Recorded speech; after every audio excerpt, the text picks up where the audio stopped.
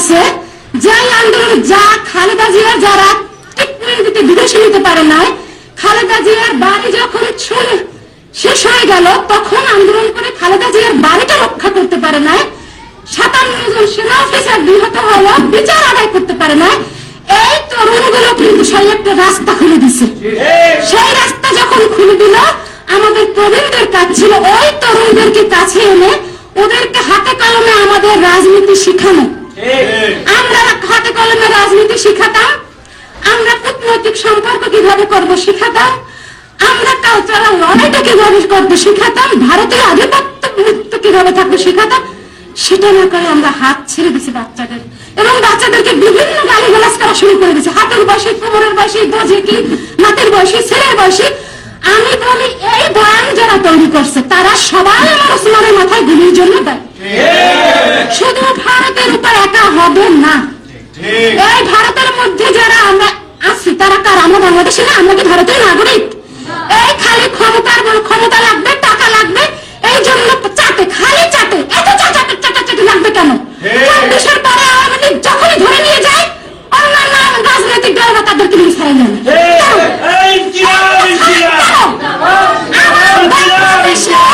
সকল রাজনৈতিক নেতাদের প্রতি, দেশপ্রেমিক নেতাদের প্রতি একটাই আহ্বান, আপনারা যখনই আওয়ামী লীগকে বিচারের মুখোমুখি করে আপনারা কাউকে ছাড়াতে যাবেন না। আপনারা শোনেন, আমাকে অনেকেই বলে ব্যালেন্স করে কথা বলে, আমার ঘর বুঝে ব্যালেন্স করে। আমার আর ব্যালেন্স কি আছে? কারণ আমার ওসমান আছে। আমার ওসমান তো শুধু আমার কাছে ভাই না, আমার সন্তান হয়ে উঠছে। আমাদের ভাই বোনদের কাছে এই যে সারা পৃথিবী যদি আমাকে বলে যে আমি আপনার ভাই, আসলে কি আমার ওসমান হয়তো পারবে? এটা সম্ভব? ওসমান হয়তো পারবে? এটা সম্ভব? এটা সম্ভব না। বিপ্লবীদের প্রতি প্রবীণ রাজধানী এই কথা আপনাদের সামনে যেটা বললাম, এই কথা আমি প্রধান উপদেষ্টার কার্যালয়ের সামনে বলে আসছি, বিএনপির অনেক সিনিয়র নেতারা ছিলেন সেখানেও বলে আসছি যে আজকে যে আমার বাংলাদেশের মাথায় গুলি, এই জন্য প্রবীণ রাজনীতিবিদরা দায়ী। আপনারা লোভে পারবেন না, টাকা আজকে আছে কালকে নাই। আর সোনাকে হত্যা করার জন্য মাত্র 10 লক্ষ টাকা দিছে। এই 10 লক্ষ টাকা কি অনেক কিছু? এই 10 লক্ষ টাকা শেষ হতে কতক্ষণ লাগে?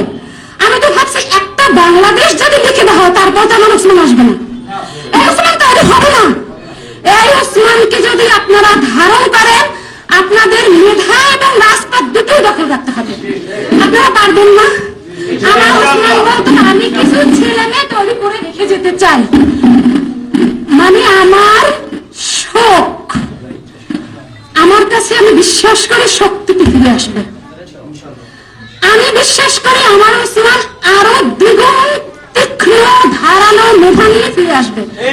আমার ওসমান কবিতায় একটা লিখেছিল যে আমার হাত খেয়েও, আমার বক্ষ খেয়েও, আমার পা খেয়েও, আমার মাথা খেয়েও না, মাথা খেয়ে যে আমি চিরতরে দাস হয়ে যাব। আমার ওসমানের কিন্তু মাথায় খেয়ে দিয়েছে, আমার ওসমানের মাথা খেয়ে দিয়েছে। আমার যদি হাত না থাকে আমি তো আমার মাথা দিয়ে খাটিয়ে আমি আরেকজনকে দ্বারা কাজ করাতে পারবো। আপনাদের কাছে বিনীত অনুরোধ, আপনারা ওসমানের আদর্শ লালন করেন, এই চাঁদাবাজি সন্ত্রাসীর বিরুদ্ধে দাঁড়ান। চাঁদাবাজি, সন্ত্রাসী, অর্থের লোভ, ক্ষমতার লোভ সকল কিছুর ঊর্ধ্বে গিয়ে ইনসাফের রাষ্ট্র কায়েম করেন। ইনসাফের রাষ্ট্র যেদিন আমরা কায়েম করতে পারবো সেদিনই আমরা ভারতীয় আধিপত্যবাদের বিরুদ্ধে দাঁড়াতে পারবো। এছাড়া না, ভারত আমাদেরকে কোনোদিন ভারত আমাদেরকে বন্ধু ভাবে না, ভাববে না। এটা আপনাদেরকে মনে রাখতে হবে। এটা মনে রাখলে হবে না, তার জন্য প্রচুর পড়াশোনা করতে হবে, দক্ষ সেনাপতি তৈরি করতে হবে। আজকে দেখেন আমাদের মিটিং গভর্নমেন্টের মধ্যে কি বুড়া বুড়া মুখগুলো দিচ্ছে। মানে আমি তো রাজনৈতিক কোনো ফ্যামিলির মানুষ না, তারপর আমি বলতাম আমরা যখন ক্ষমতায় আসবো তখন ক্ষমতায় বসবে কারা? যারা মাজলুম কারা? যারা এতটা বছর জুলুমের শিকার হয়েছে তারা ক্ষমতায় আসবে।